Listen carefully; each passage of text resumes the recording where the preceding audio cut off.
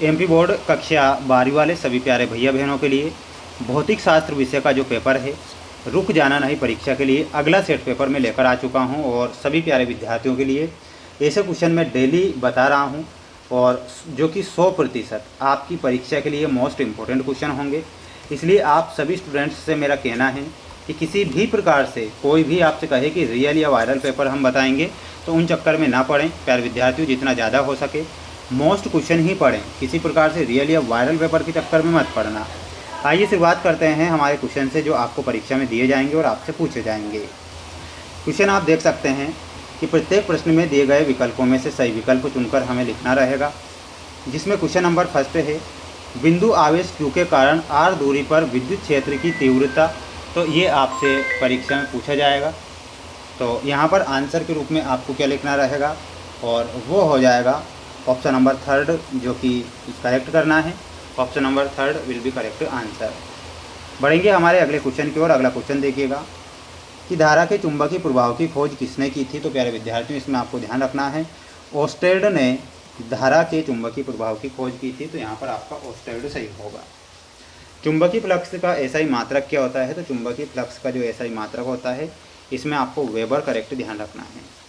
सभी students video को like कर चैनल को सब्सक्राइब जरूर करके रखें और इन मोस्ट इंपॉर्टेंट क्वेश्चन को ही पढ़कर जाएं, किसी प्रकार से रियल या वायरल के चक्कर में ना रहें। निर्वात में विद्युत चुंबकीय तरंग का वेग होता है। तो निर्वात में विद्युत चुंबकीय तरंग का ये जो वेग होता है वो क्या हो जाएगा, इसमें आपको ध्यान रखना रहेगा ऑप्शन नंबर फर्स्ट। ठीक है, स्क्रीनशॉट ले लीजिएगा। वहीं अगला क्वेश्चन है कि ज्यामितीय छाया में प्रकाश के अतिक्रमण को क्या कहते हैं। तो ज्यामितीय छाया में प्रकाश के अतिक्रमण को क्या कहा जाएगा। तो यहाँ पर आपका जो करेक्ट आंसर होगा और वह क्या हो जाएगा, विवर्तन। ठीक है, अगला देख लीजिएगा। एक फोटान की ऊर्जा E3eV है। फोटान का तरंगदैर्ध्य क्या होगा। तो फोटान का जो तरंगदैर्ध्य होगा वो हो जाएगा 412.5 न्यूटन मीटर। 1 ग्राम के समतुल्य ऊर्जा होगी। तो 1 ग्राम पदार्थ के समतुल्य जो ऊर्जा होगी वो क्या हो जाएगी। तो लिखना है 9 × 10⁻13 जूल के बराबर, ये लिखना है।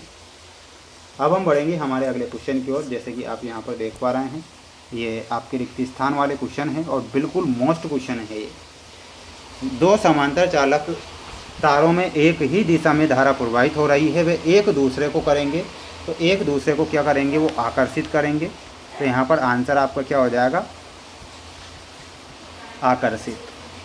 धारावाही वृत्ताकार कुंडली के केंद्र पर चुंबकीय क्षेत्र उसके तल के होता है। तो वो क्या होता है, लंबवत होता है। तो इसमें आपका आंसर क्या हो जाएगा, लंबवत।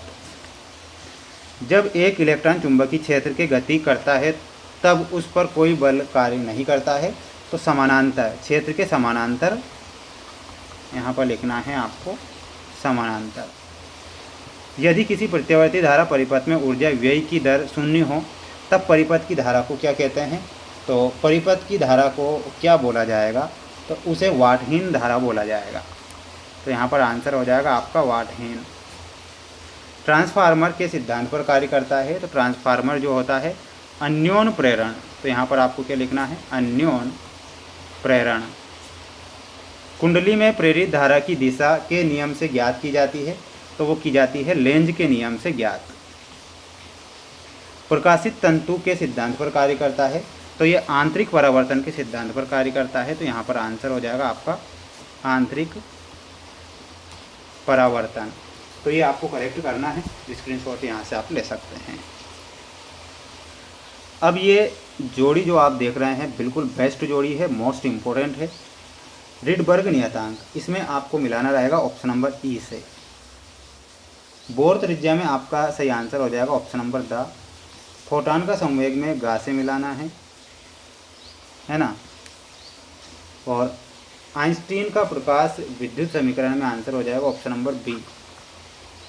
प्रतिरोधकता ताप गुणांक में ऑप्शन नंबर फा से मिलाना है। सेल का आंतरिक प्रतिरोध में सा और धारा घनत्व में आपको ऑप्शन नंबर आ से मिलाना है। ये जोड़ी के नंबर हो चुके हैं, जल्दी से स्क्रीनशॉट ले लो। बढ़ेंगे अगले क्वेश्चन की ओर। ये आपका अगला क्वेश्चन,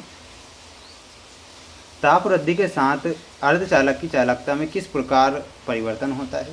तो यहाँ पर आपको परिवर्तन बताना है, किस प्रकार परिवर्तन होता है। कमेंट बॉक्स में आंसर देखते हैं कौन विद्यार्थी आंसर देगा।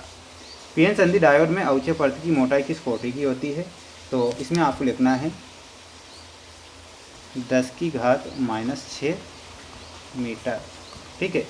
किसी अभिनति में पीएन संधि डायोड का प्रतिरोध बहुत अधिक होता है, तो पश्च अभिनति में।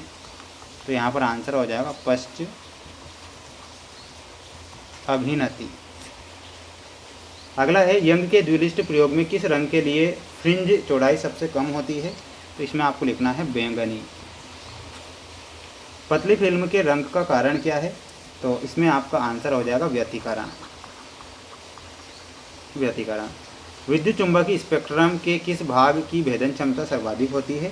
तो इसमें आपको लिखना है गामा किरणें। ये आपको लिखना रहेगा, स्क्रीनशॉट ले लीजिएगा।